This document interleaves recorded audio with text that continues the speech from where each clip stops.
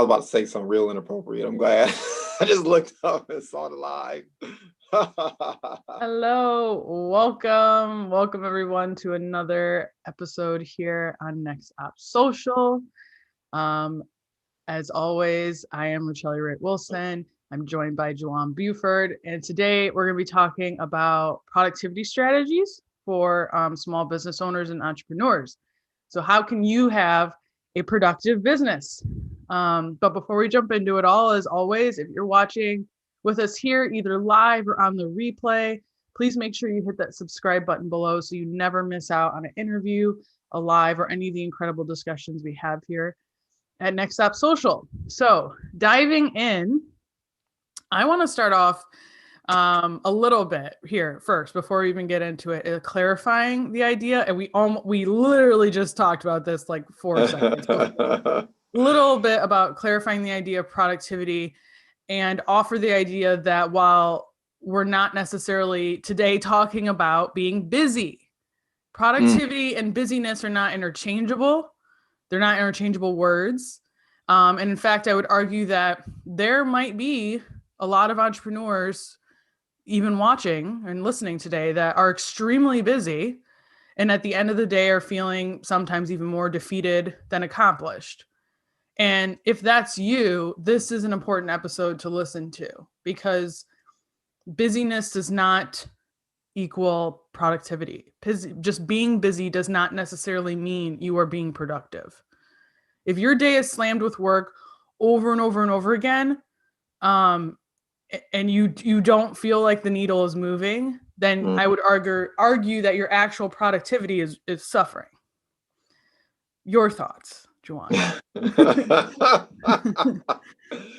Well, this topic was really inspired by, as usual, with a conversation I was having with a fellow entrepreneur, right? This is a professional that works at a job where the work she does is very relevant, it's very important, it's very significant. There are a lot of people in the community, whereas if she does not do a good job, they suffer, right? I'm talking about an entrepreneurial community. But she also has her own pursuits and objectives and things she wants to accomplish outside of the job.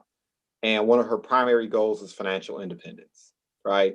Being at a point where she can serve the community, get money as an issue out the way. So she's not thinking about how to monetize her skills and talents all the time. And she can really just sit down across the table from someone and help them the way she wants to help them, right? And we had this conversation, I think about 2 weeks ago, where she was listing all her responsibilities, all these important tasks and important appointments that she has with an entity, let's say here in the Detroit Metropolitan area, and all these wonderful things that she does. I mean, great things, great contributions, helping a lot of people. But at the end of the day, she always felt empty. Mm-hmm. She always felt so tired, so fatigued, so drained, right? So at a point where she felt like it wasn't even worth it. And, as I was conversing with her, I'm one of those firm believers, you probably know where I'm going with this. Sometimes you got to slow down and speed up, right? Mm-hmm. And the question I asked her was, look, you can be doing all these wonderful things. You can be expending all this energy. But if you're not moving the ball forward in terms of the things that matter most to you, you're always going to feel this way. What does a life of satisfaction mean to you? What does a life of fulfillment mean to you? Have you taken the time to define those things? Because you can be climbing the ladder of success as an entrepreneur or as a W-2. And at the end of the day, despite the people you've helped, despite the contributions you've made, it's all temporal. You feel empty. Because I just firmly believe it is very hard long-term to put your energies behind a compromise. And so I firmly believe one of the most important things you can do to really be productive is to sit down and make your vision clear, right? Know where you want to be 3 to 5 years from now. Now, look, your best laid plans are not going to come true, right? Things don't ever happen the way you expect them to happen, but you need to have a goal. You need to have an objective, something you're taking aim at. If you're not taking aim at something, you'll hit nothing every single time, right? And your goals and your aims should be things that are based on your values. They should be based on the things that are important to you, right? So maybe the roles that you have in your life. Maybe you're a parent. Maybe you're a spouse, and that's an important role.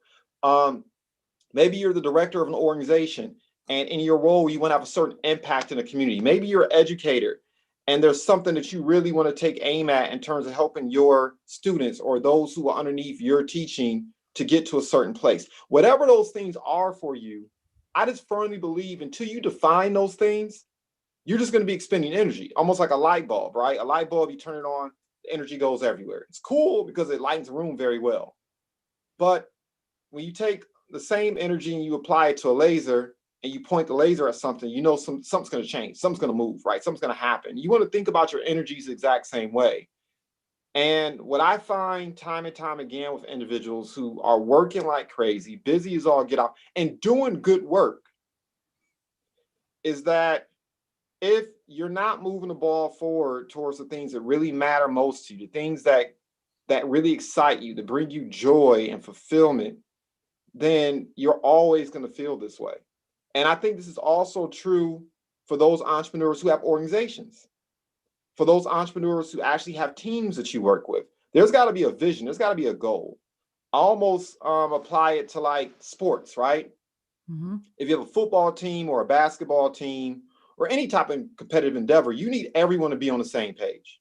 You need everyone to have the same vision. They may be looking at a different set of eyes, and they may be interpreting information a little bit differently, but in terms of the goal and the objective, they all need to be on the same page. The basketball teams that win championships and the football teams that win championships oftentimes are not always the most talented, but the people who have the same vision, goal, and ideals, right? So they can move faster. They can trust each other.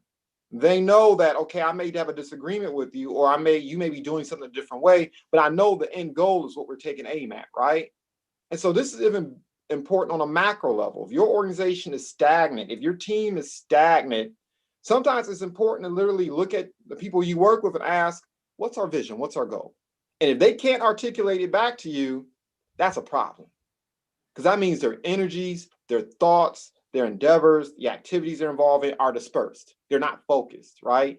Mm-hmm. And so I'd start there, right? Number one, what is your vision, right? If I were to grab your journal and ask you to turn the page to what your ideal morning looks like, or your ideal day, or your ideal evening, your ideal week, or your ideal month, like what will you be eating? What will you be wearing?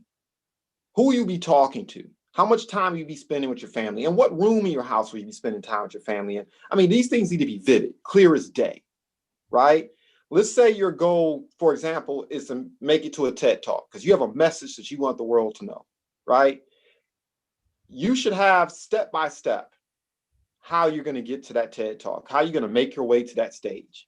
And not only should you have step-by-step about people you need to contact, getting your speech down, you should know what you're going to be wearing, what your cologne and perfume is going to smell like, what color shoes are you going to be wearing, what's going to be the frames that you wear, or not frame at all. Is your hair going to be cut? Is it going to be bald? Is it going to be styled? Some type of color. You got to see it, right? And I just firmly believe that the mind is so powerful. Once you begin to see things like that, once it becomes vivid, once it becomes clear, you'll find the energy. And that's a huge piece of productivity. Yeah. Yeah, because if you don't have that vision, if you don't have that clarity, then you're not even going to know what to prioritize and tackle first. Yes. And truthfully, if you're not sure around what is actually moving the needle in your business, what's actually bringing you the most in rewards back to you, mm-hmm. right? Either short term or long term, then you're not going to have any way to look at your to-do list, look at your task list, and figure out what the hierarchy of importance is. It's yes. all going to feel very important, all of it, mm-hmm. all the time. And that's not to say that, the tasks that you're doing aren't important, right? But it's very easy to get caught up in that world of busyness and just doing all the things because you're not sure or clear on not just what actually works, but what you need to be doing, right? Mm-hmm. Because we could be doing a whole lot of things all the time. There's a lot of different things that work. But it's almost just as imperative to find out what's going to work best for you, mm-hmm. And prioritize those those tasks as well. I think that's also important too when you're doing that. Identify as quickly as you can, and honestly, you should be thinking about it more often than I think we do. Is the time wasters when they pop up before you're about to do something. Even if you just did it last week, right? Even if you've been doing it for 6 months, or maybe it's something you've always done for a year. Are these still things you need to be doing, right? Mm-hmm. Or should have this elevated, evolved? Should this change? Should this have gotten passed off by now, right? Or should this have been eliminated altogether? It's very, very easy for us to also get caught up in holding on to tasks and holding on to things. I don't know if it's a sense of pride or importance, or that we just feel we finally got the hang of it, so now we need to hold on to it forever. But they might be time wasters. Yeah. I try and critically think through that as often as I can, especially if I'm about to put something on my to-do list for today or a future day or whatever. Before I type this, is this actually a time waster? Do I need to be doing this? So I think that's super important as well. Outside of just identifying what you should be doing, you should also be identifying what you should not be doing. Yeah, it's man, you said a lot there. You said a lot there. So there's a book that I've been reading, and I think I actually bought the dated version of the book, but it's all good. So there's a book out there called Getting Things Done by David Allen. And one of the ideals that he broaches is something he calls mind sweeps, right? But I mean, you could come up with a variety of different names for it, but the basic gist of it is take some time to literally write down all the things you need to do. Because what you really want to do at the end of the day, the issue is the mind is not a good place to hold information. It's not. Because you're going inevitably things are going to slip through the cracks. You're going to forget things.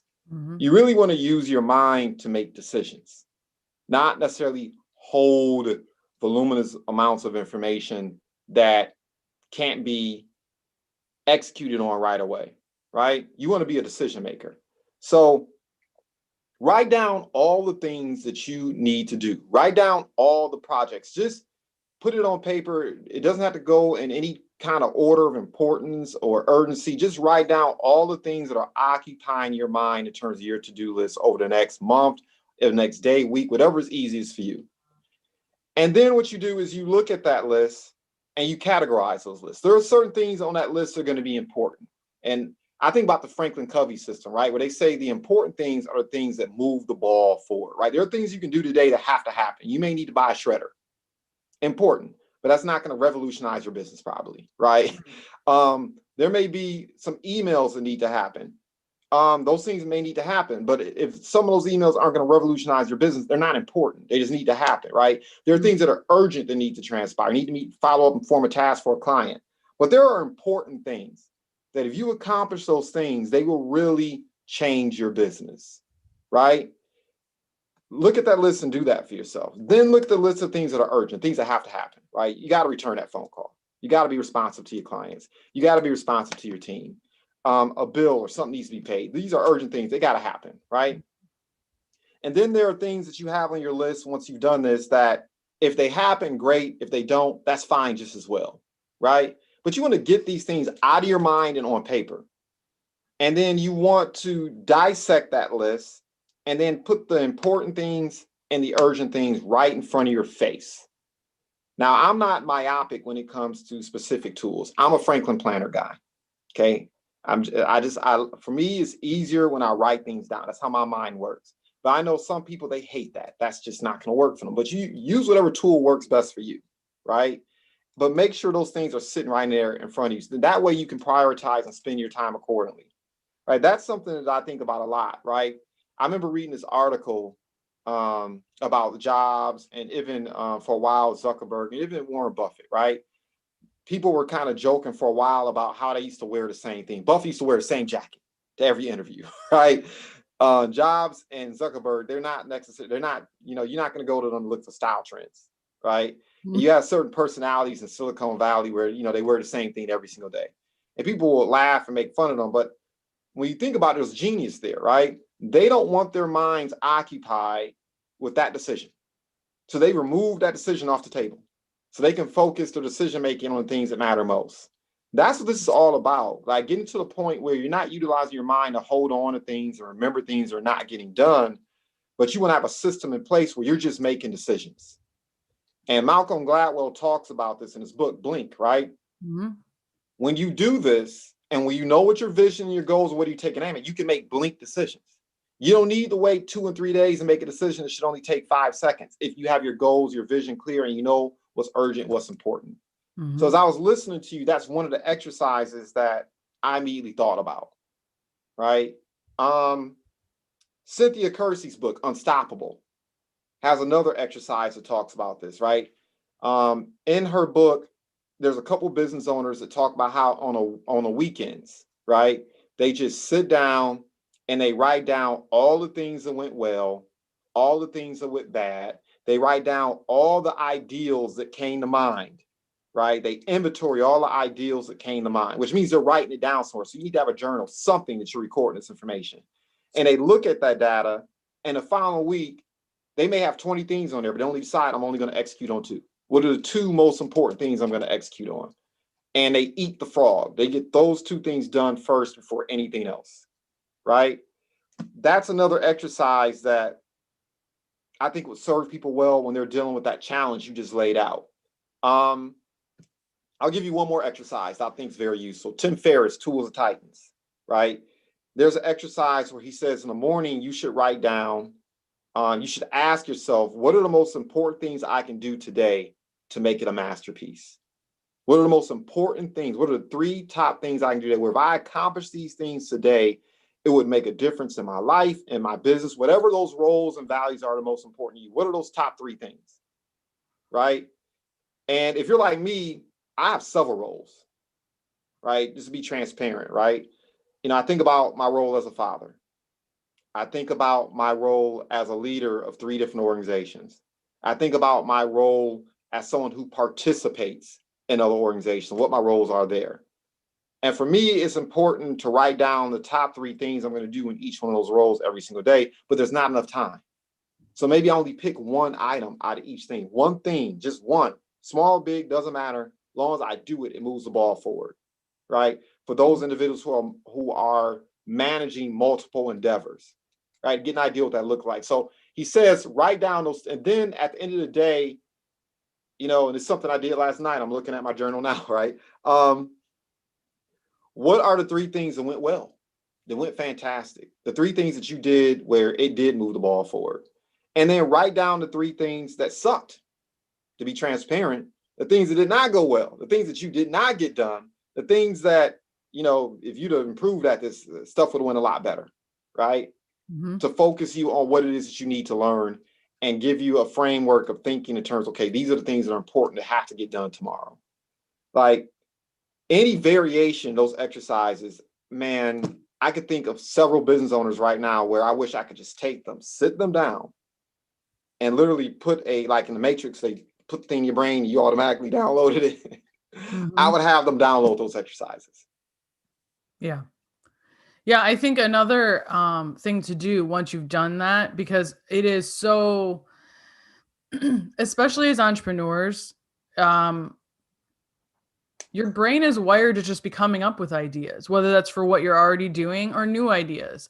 Mm-hmm. And if you're just letting all those things sift in your brain all the time and you're really not getting them out, you're not really making room for the really impactful ideas.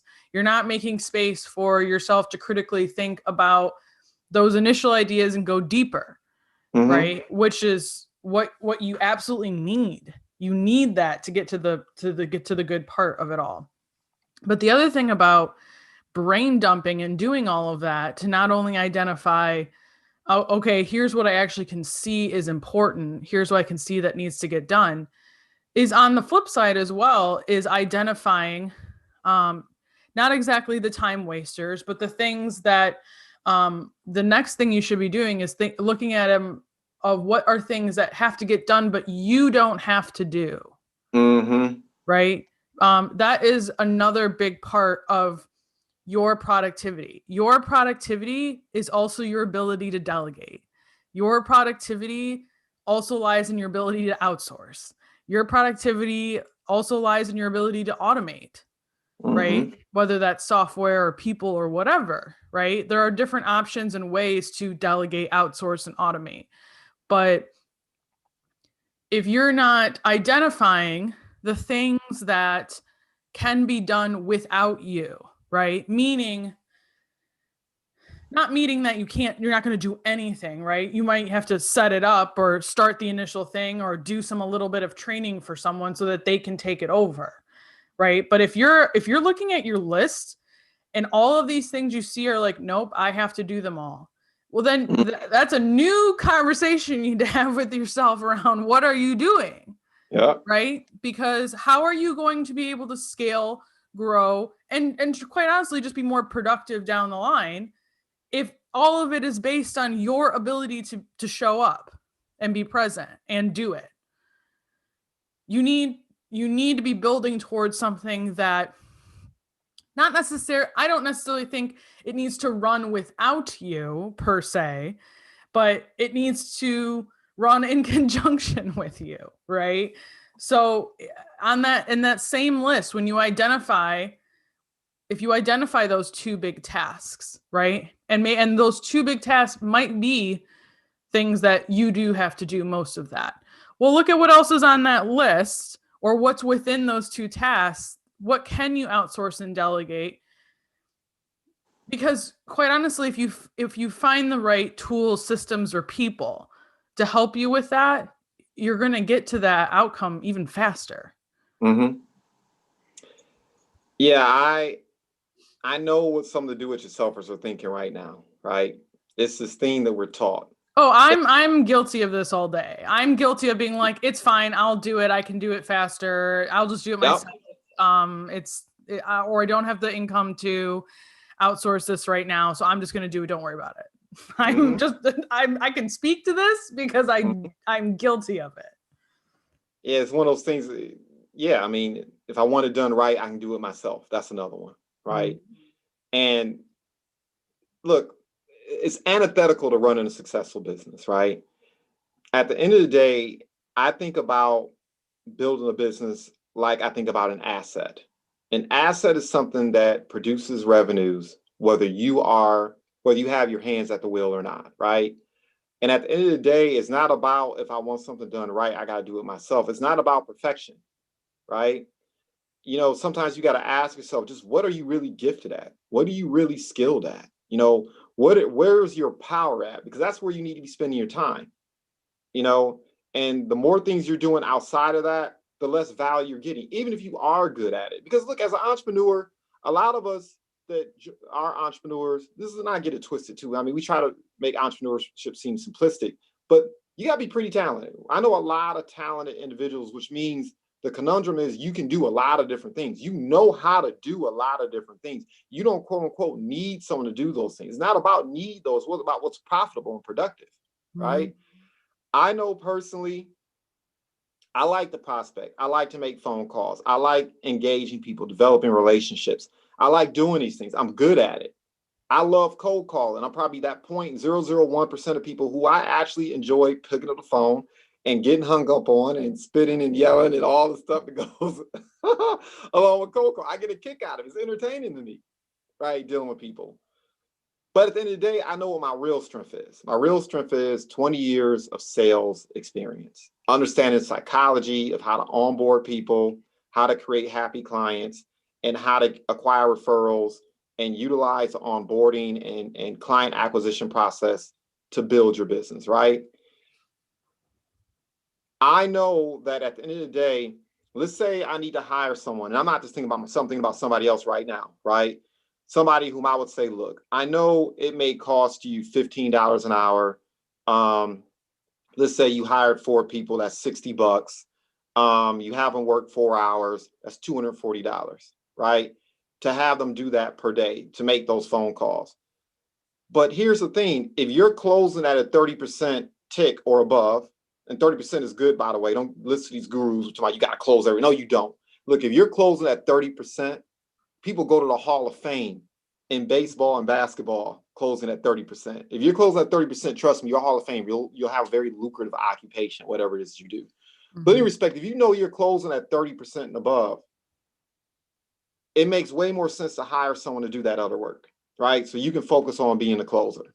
On the other hand, if you suck at closing, I mean, you're 10% and below, maybe you need to just do the prospecting. Maybe you need to be the one that finds the people, creates the funnel, creates the volume, and then pass it off to someone else who knows how to close, right? These things are important because I know a lot of entrepreneurs are weighing that.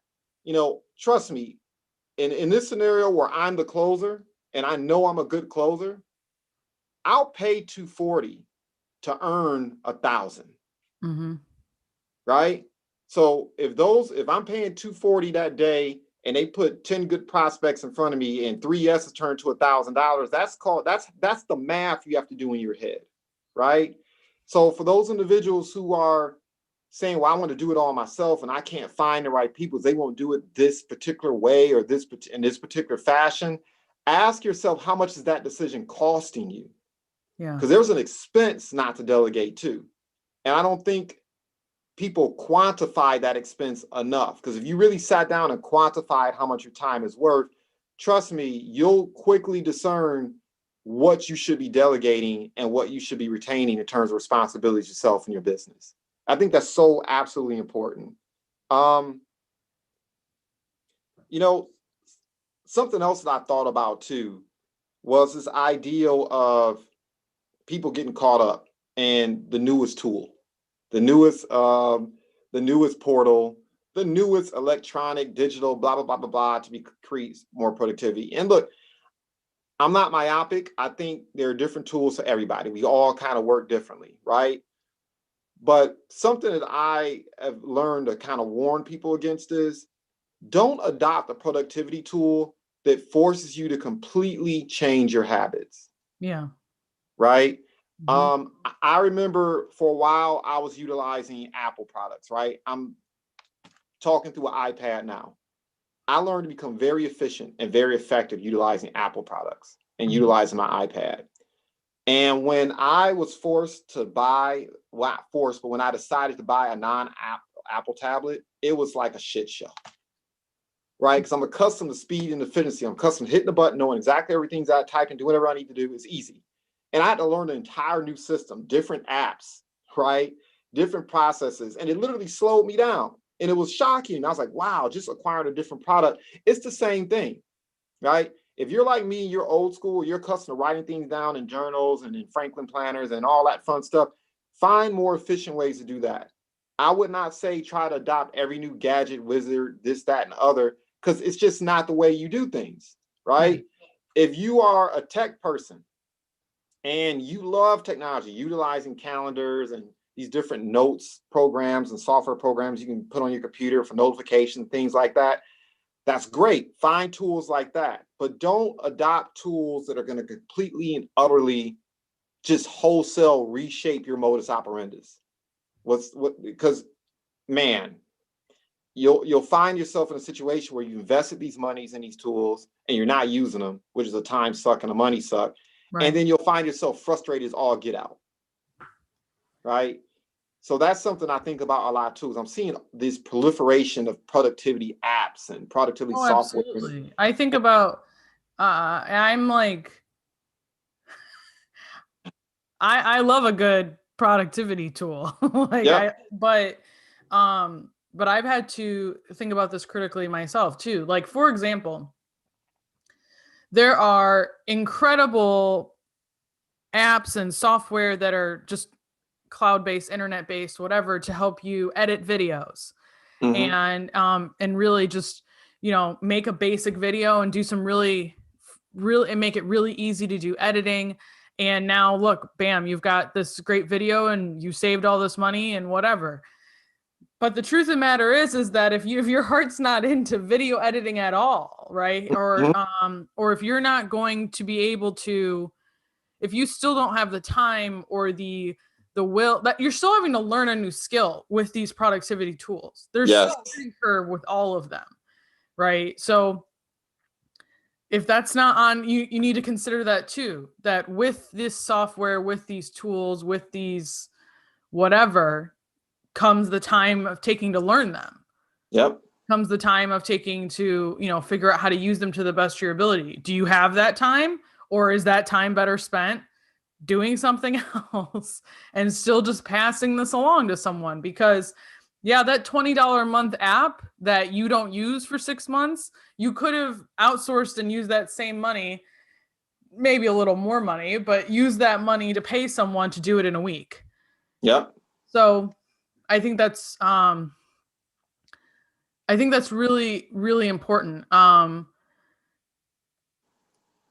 That being said, if part of your struggle with outsourcing and delegating is the concept of people, right? And not finding the right people, or not finding the person who can do all this, like, you should be utilizing some of these software tools or social media to honestly spend your time trying to find those people. You should be active in Facebook groups, active in Instagram, or what, asking your audience.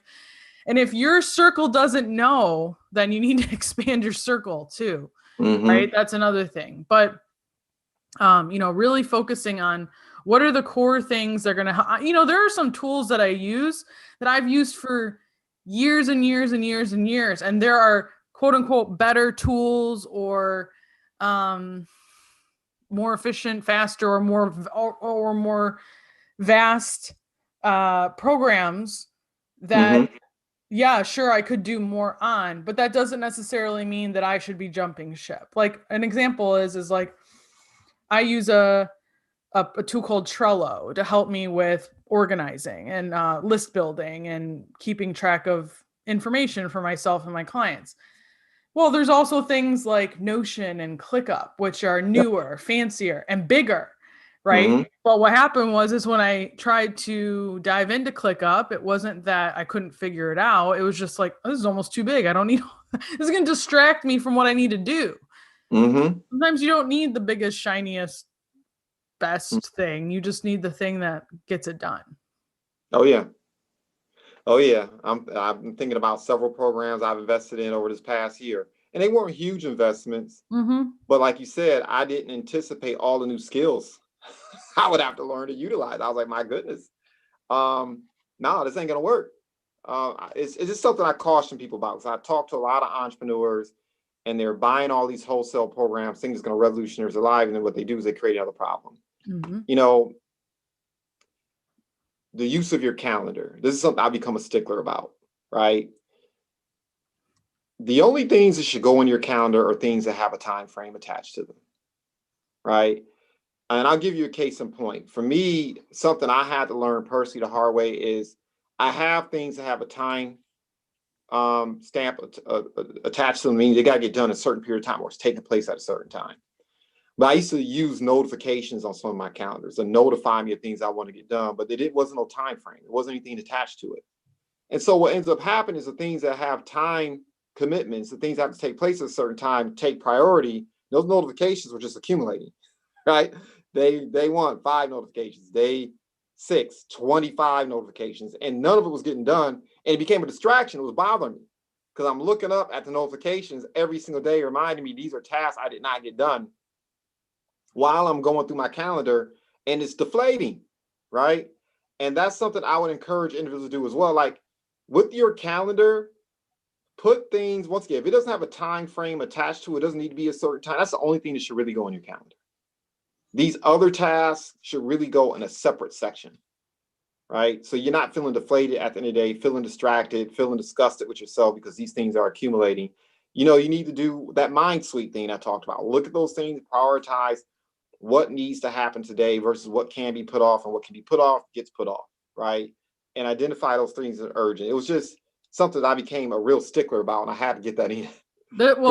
This kind of goes with one of my points that I have here too. From the flip side, if you have a bunch of things that don't have times or deadlines associated to them, and they just keep getting pushed off, ignored, you might need to set some deadlines for yourself, right? Yep. I think that's also important that I do this a lot. I have to do this with almost everything that I assign myself at this point. Mm-hmm. Um, Even if it's like, it's not going to be important to anyone around me, whether I decide to do this today, tomorrow, Friday, it doesn't matter. But what does matter is that if I don't give this a day on when this is due, Mm. then it's just going to keep, other urgent things are going to come up. They're Yep. always going to come up, and you're going to keep pushing that off.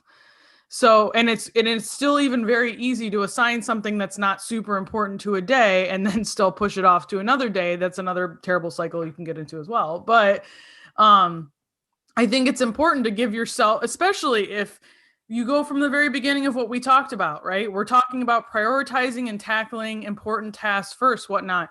You got to give timelines for these, because if you do not assign some of these smaller things, right, or other things that need to get done, but they are important to the end goal, you're just going to slow everything down.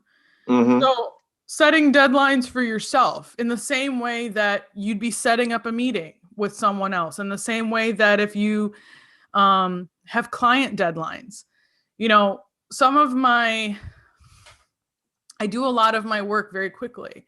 I mean, that's because I am someone who likes to have a solid chunk of time for myself to get into a flow state of my work. But that being said, when I can get into that flow state, I don't need weeks to do things. I just need that day, Yep. right, to tackle what I'm doing.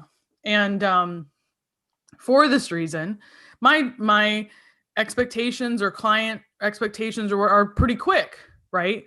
But that was also for myself, because if I gave a project a month, well, I'm gonna wait a month. I'll wait that day before that month is up to do Yep. that thing. But if I've only given it a week, well, I'm probably gonna do it in a couple days, Mm. right? So it's, you gotta like I've had to do that because I have to trick myself into getting things done and becoming more productive. Otherwise, I could find 500 other things to do in that month, before I get to that, because it's like, oh, that's not due till later. So I should prioritize these other things first. So I think that's really important as well, is assigning yourself deadlines for yourself of these things that kind of, just like, for example, one thing I see that there's things that I see all the time that people are like, oh, I need to update my website. Put a date on that. Yep. Because that is something that shows up in everyone's running to-do list or whatever that never gets done. Yep. But if it's actually that important to you to update it, and you know what needs to be updated, pick a day, or take the one part of that task and pick a day. Mm-hmm. So, yeah. Yeah. Oh my goodness. I mean, that's so important. It was a reminder, even for myself. It's like, yeah, I mean, sometimes you do have to give things, even if it's an artificial date, Right. give it an artificial date and time, Mm-hmm. right? So you still accomplish it. You know, the other things I was listening to, I was thinking about was you said something that's caught my attention, that urgent things are going to come up, right? And that's the other thing that's very important towards being productive. You need to anticipate that BS.com happens. Okay. Family emergencies are going to happen. Traffic accidents are going to happen. A client mad as hell calling you up and you got to address what's going on with that client's going to happen. Sometimes in business, not only do you have to protect your business from the public, but sometimes the behavior of your employees or business partners. Stuff is, you literally got to build in flexibility for the BS.com that happens, Mm-hmm. right? That's something to anticipate. You got to expect turbulence, in other words.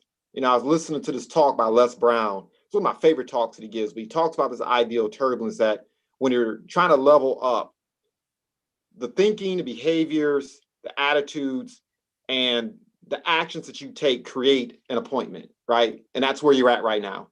If you want different appointments, you got to do different things. But Mm-hmm. the moment you start doing different things, there's going to be some turbulence. What's the turbulence? People are going to start looking at you differently. because you're making them uncomfortable because you're being a different person. You're behaving differently than they anticipate, and people don't like difference, right? So that means it also means you're going to have to upgrade or change your network a little bit. You got to be willing to expand beyond your current network, right? You have certain habits and behaviors, and you've gotten accustomed to those habits and behaviors, right? And it's going to be uncomfortable changing those habits and behaviors because you're going to be doing new things, and you're going to be letting go of things that you maybe brought you satisfaction, maybe brought you a degree. Once again, being comfortable is dangerous in business, man, because you don't want to get out that comfort zone, right? You don't want to get off that pillow, right? This is the turbulence that you have to expect turbulence when you're leveling up.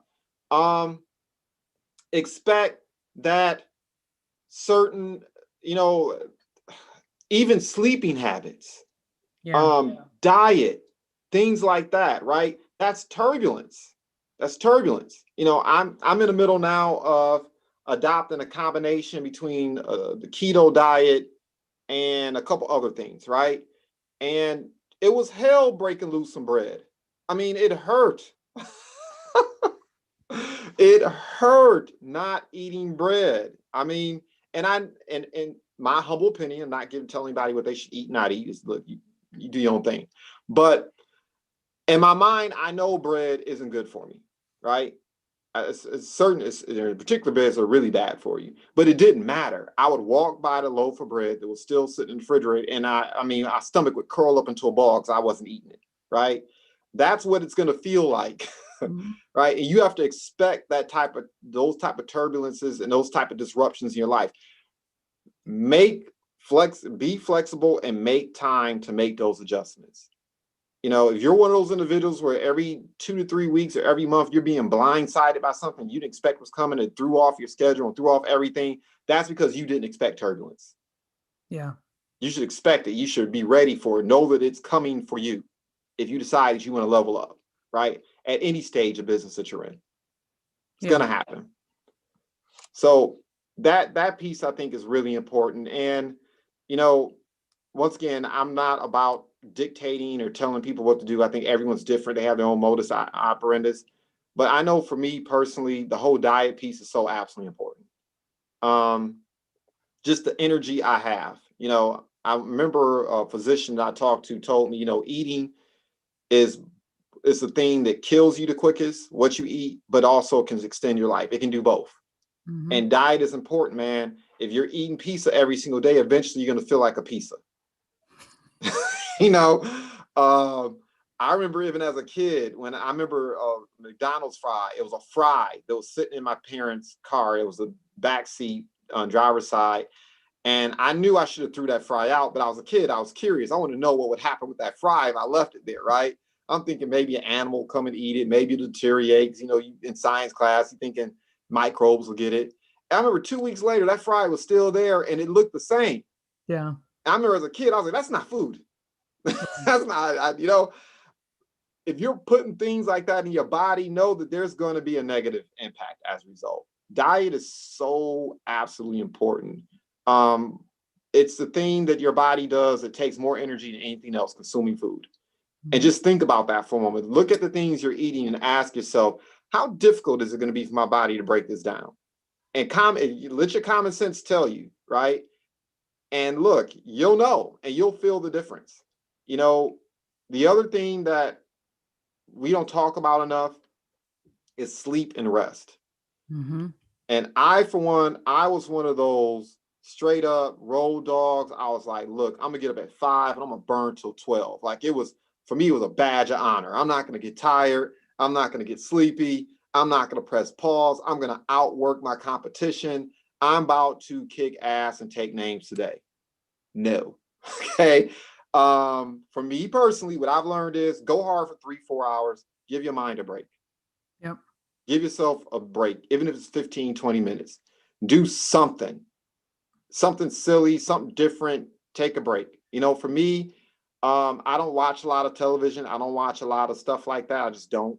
But I was listening to a podcast and I started doing it. I listened to comedic relief. I'll listen to a comedian for 30 minutes just to make myself laugh and think about something other than work or whatever type of drama or conflict or whatever I need to negotiate is going on. is take a 30-minute break and just listen to something that's funny and entertaining, right? Listen to a podcast about something I wanted to learn, or listen to something that just doesn't involve the project that I'm in. Like, I think that's so important. Even I think LL Cool J, right, was talking about the ideal that he takes an hour nap, right? An hour nap makes all the difference in the world. Yeah. When you brought up this topic of we're going to talk about productivity strategy today, the first thing that came to my mind was rest. That the way to really elevate your productivity, there's only so amount you can push yourself until you do have to take a break to give your mind that opportunity to, again, come up with different ideas, think of something from a different perspective. So yeah, it goes right hand in hand with your diet too. The other thing about your diet and your rest, or your ability to, that's going to affect your ability to sleep. That's going to affect your ability to rest, right? What you're consuming throughout the day, or ingesting throughout the day.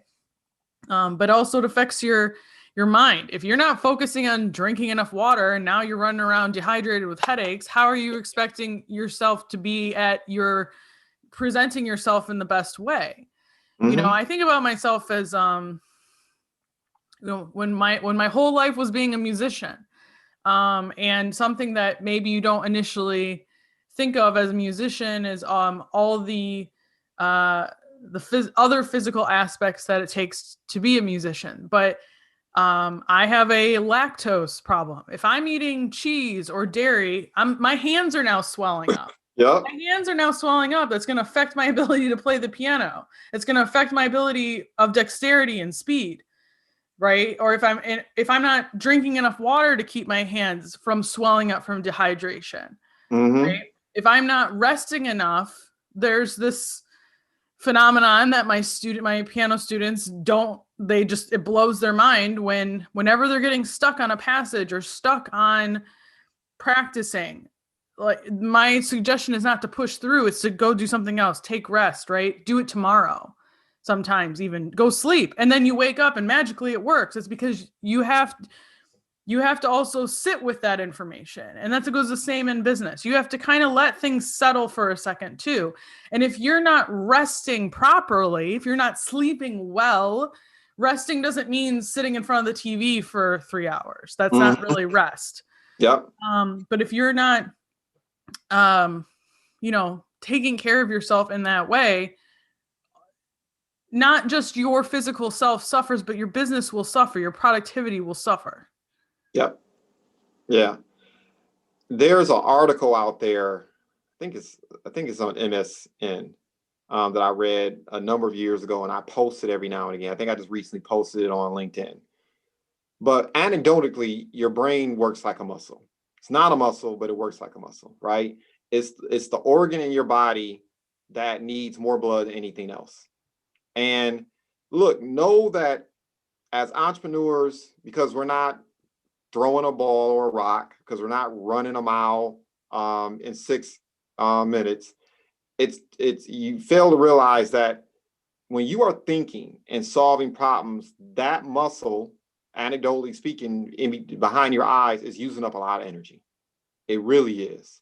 You can be dead dog tired with just extreme focus on something.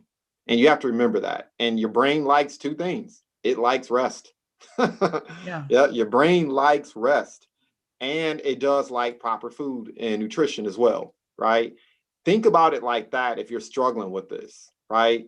Give the thing, as an entrepreneur, this is it. This is our muscle, right? You got to give that muscle what it needs. Just like if you are a runner or a basketball, football player, soccer player, the things you have to consume to make sure you're performing at optimal levels, think about your brain the exact same way, because it expends that much energy. You need to eat for your brain too, right? Something else that I think about a lot is working with the willing, right? And we don't think about this a lot when it comes down to productivity, but it's the truth. Like, we spend a lot of time talking about identifying your target market, your ideal client, right? The people who appreciate what it is that you do, the people who can afford what it is that you do, and the people who are already kind of checking for you. That's your ideal client, right? Your ideal client is the person, they might not even know that you're the solution, but they're already looking for a solution. They have the means to afford the solution, and they're ready to make a decision right now. You can spend a lot of time talking to people who are missing those three, and you could be doing good work in terms of educating people and have a real genuine desire to help people, but you got to work with the willing. Yeah. Right. Not even from the standpoint of clients. What about your business partners? What about your colleagues? What about the people that you interact with on a daily basis to get tasks done, particularly if you're in a leadership position, right?